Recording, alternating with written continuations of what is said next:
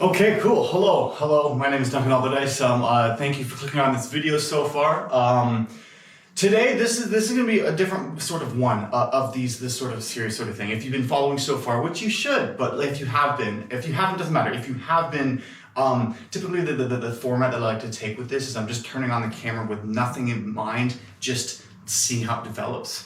But today there's more of a direction that I'm going to be talking about. And if you've gotten anything from the title of this video, it's going to be touching on, I guess, a little mental health sort of thing. But that's not the nature. It's not like go mental health or all these sort of things. It's just a thought that I've come across and I want to talk through for you and so you can listen to. You know what I mean? So the premise or the sentence, the thought initiator, if that's a thing, is you're not lazy, you just want to do it right. Okay? And so I want to break this down. But before I break it down, what I want to do is just, because it's a thing, it's a misperception of someone's behavior, attributing it to a negative thing when it's actually a cry for help sort of thing. And what that means there is you see this a lot with I don't know why I'm smiling so much, I'm sorry, with things like depression and going, the person is removed, the person is a bad friend, the person takes no interest in sort of things, isn't it's more than just not being happy. But if you're talking to somebody and they just go, yeah, no, I don't feel like it, I'm too tired, I don't want to do that anymore, and that's just the text they sent, they're a dry texter, they're all of these, they're a shitty person to you, you know? You're right to interpret that as they're being a shitty person, because they are, and they are being a shitty person. Is it their fault? Not it's not their fault, no, but it's happening to them, and it's their responsibility to get and to improve. But you know what I mean? Again, I'm not trying to blame that person. I'm just more breaking down the fact that when someone is sad, for a long amount of time, persistent episodes of ultimate sadness, they behave in a way that does not encourage people to come towards them, which then in turn feeds that negative behavior sort of thing. Anyways, so back to what I was talking about. Where the transition from where that's going is, you can have those negative thoughts about that person. Keep in mind going okay, if someone's being really removed from me, maybe something else is going on. Just be aware of that. That doesn't mean you have to. I'm not trying to put that pressure on you that if you have a friend who's being a dick to you, you have to be nice to him.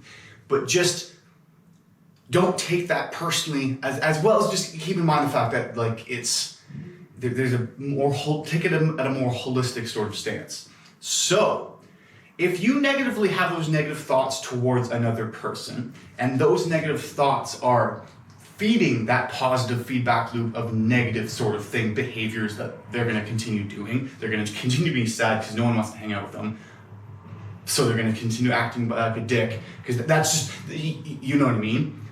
Imagine you have those thoughts, but not for that person, but towards yourself.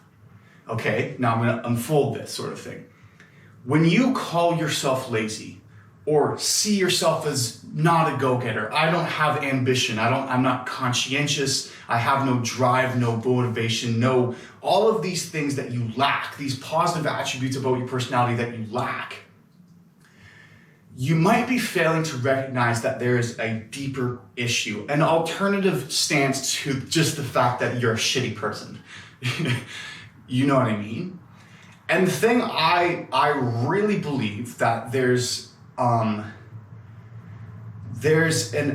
epidemic. This is based on no empirical evidence other than just my own intuition and experience in talking with people, is that I feel it's safe to assume that you aren't lazy, you just want to do it right. What does that mean? You aren't just a shitty person that doesn't have motivation, that doesn't want to do these sort of things, but you get anxious when you want to do something that you want to do, because you want to do it correctly. You're a perfectionist to the point you will avoid doing it altogether because it causes you so much stress at the fact that you want to do it right. So you worry and ruminate about how the fact that you can't really do it and get lost in this cycle of thought of this is how I'm going to do it when I actually start doing it, so I do it right, so that in the end I actually do it right. And you want control over that destiny and that path of where you're going. That you don't do it all together, and that's tough. That's fucking tough. That's just how it is. That's how it is, and how you get past that is not easy. And what I have found with myself when I get stressed out about a specific thing is the solution is not to just assume, well, number one, that I just suck and I'm never going to do it. Or that I just need to get past it. Come on, just fucking, yeah, just go for it, blah, blah. And that's it. It's more complex than that. It's not as simple as, after this video, you will have no more anxiety, and there you go. It's a process sort of thing. One of the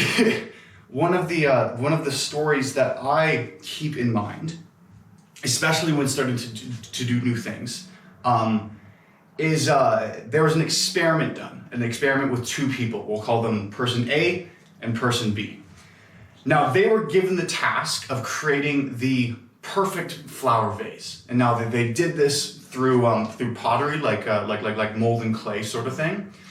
These two people had never done any pottery. Like, they have no experience in this realm, no professional experience, not even like casual sort of thing. These flower vases they are making, like the one who, it's a competition of who can make the best. Who can make the best flower vase? You already know that. It's going to be judged on criteria of what it looks like, how functional it is, like does it work, like where does it break, and like a bunch of other things. Like, it's not just that one's the best one. Like it's actually thought through sort of thing.